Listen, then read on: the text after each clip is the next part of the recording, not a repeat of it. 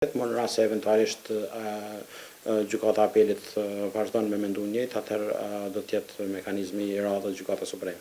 Ne çka në fakt mund të garantojmë është që do ta shfrytëzojmë gjitha mekanizmat. Kjo çështje ka të bëjë vetëm për masën e sigurisë, përkatësisht kërkesën për pezullim të zbatimit të vendimit të zyrës së rregullatorit të energjisë, për faktin se këto vendime sipas ligjet janë të zbatueshme, janë të ekzekutueshme për aq kohë sa gjykata nuk merr një vendim ndryshe. Që nga marrja e vendimit e kam analizuar të njëjtin dhe kam përgatitur ankesën që sot do ta dorëzojmë, përmes të cilës vlerësoj që pretendimet, përkatësisht konstatimet në akt vendim janë të paqëndrueshme, nga se në bindjen tonë kërkesat që duhet me u plotësu në rastin konkret janë të bazuara për faktin se siç dihet tashmë efektet dëmshme dhe zinxhirore të këtij vendimi vetëm kanë filluar të vrehen tek qytetarët. Mos aprovimin e propozimit të tillë në bindjen tonë vazhdon me shkaktu dëme në formë zinxhirore për gjithë qytetarët e vendit. Jam optimist që këtë çështje do ta korrigjoj gjykata e shkallës së dytë brenda një afati sa më të shkurtë të mundshëm.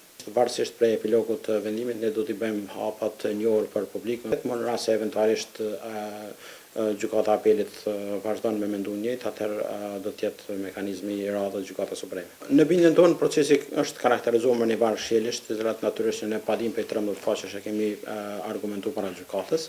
Natyrisht këto janë çështje të ndame dhe nuk e paragjykojnë njëra tjetrën pavarësisht aprovimit ose jo të masës së sigurisë.